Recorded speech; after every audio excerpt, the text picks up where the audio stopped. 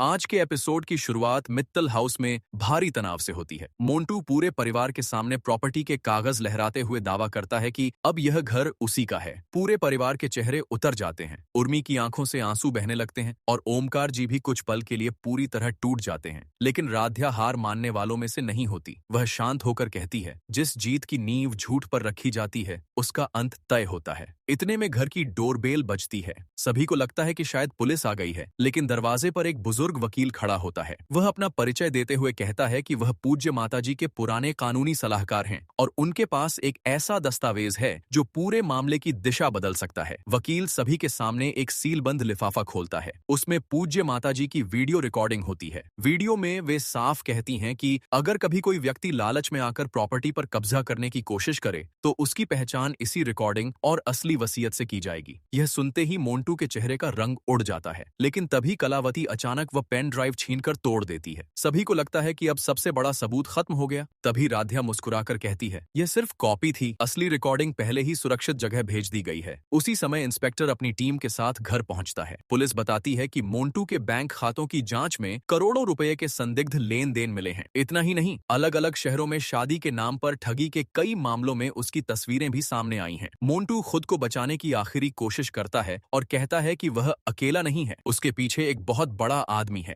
लेकिन जैसे ही वह उसका नाम लेने लगता है, अचानक पूरे घर की बिजली चली जाती है। अंधेरे का फायदा उठाकर कोई नकाबपोश घर के अंदर धुआं छोड़ देता है। घर में अफरा तफरी मच जाती है। बच्चे और महिलाएं घबरा जाते हैं। प्रथम और पुलिस तुरंत सभी को सुरक्षित बाहर निकालते हैं। धुआं छंटने के बाद पता चलता है कि मोंटू गायब है। हथकड़ी जमीन पर पड़ी होती है और पुलिस हैरान रह जाती है। इंस्पेक्टर तुरंत पूरे शहर में नाकेबंदी का आदेश देता है। दूसरी तरफ मोंटू एक पुराने गोदाम में पहुंचता है जहां पहली बौखे और उस रहस्यमयी मास्टरमाइंड की झलक दिखाई देती है। उसका चेहरा अब भी नकाब से ढका होता है। वह गुस्से में कहता है, तुम एक छोटा सा काम भी ठीक से नहीं कर पाए, अब मुझे खुद मैदान में उतरना पड़ेगा। मोंटू डरते हुए माफी मांगता है। तभी मास्टरमाइंड अपने आदमियों को आदेश देता है कि अब प्रॉपर्टी नहीं, सीधे मित्तल परिवार की सबसे बड़ी ताकत को खत्म करना होगा। उसका निशाना होता है राध्या और प्रथम। उधर राध्या को अचानक याद आता है कि पूज्य माताजी ने मरने से पहले एक मंदिर का जिक्र किया था। वह प्रथम के साथ उसी मंदिर पहुंचती है। वहां शिवलिंग के नीचे एक गुप्त लॉकर मिलता है। लॉकर के अंदर प्रॉपर्टी की असली वसीयत, कुछ पुराने दस्तावेज और एक डायरी होती है। डायरी पढ़ते ही राध्या और प्रथम के पैरों तले जमीन खिसक जाती है। उसमें लिखा होता है कि मित्तल परिवार का दुश्मन कोई बाहरी व्यक्ति नहीं, बल्कि परिवार का एक पुराना भरोसेमंद सदस्य है जिसने वर्षों पहले बदला लेने की कसम खाई थी। राध्या तुरंत इंस्पेक्टर को फोन करती है, लेकिन तभी उसके मोबाइल पर एक वीडियो कॉल आती है। स्क्रीन पर वही नकाबपोश व्यक्ति दिखाई देता है। वह मुस्कुराते हुए कहता है, तुम सच के बहुत करीब पहुंच गई हो, लेकिन अब तुम्हारे पास सिर्फ 24 घंटे हैं। अगर मुझे रोक सकती हो तो रोक लो। इतना कहकर वह कॉल काट देता है। अगले ही पल मंदिर के बाहर तेज धमाके की आवाज सुनाई देती है। सभी बाहर दौड़ते हैं तो देखते हैं कि राध्या और प्रथम की कार आग की लपटों में घिरी हुई है। पूरा परिवार सदमे में आ जाता है। इंस्पेक्टर गंभीर आवाज में कहता है, अब यह सिर्फ प्रॉपर्टी का मामला नहीं रहा, यह एक सुनियोजित साजिश है और दुश्मन हर कदम पर हमसे एक चाल आगे चल रहा है। आखिर वह रहस्यमयी मास्टरमाइंड कौन है? उसका मित्तल परिवार से क्या पुराना रिश्ता है? क्या राध्या और प्रथम समय रहते उसका चेहरा बेनकाब कर पाएंगे, या इस बार दुश्मन की सबसे खतरनाक चाल पूरे परिवार को बर्बाद कर देगी? इन सभी सवालों के जवाब मिलेंगे अगले धमाकेदार एपिसोड में। अगर आप भी इस तरीके का अपकमिंग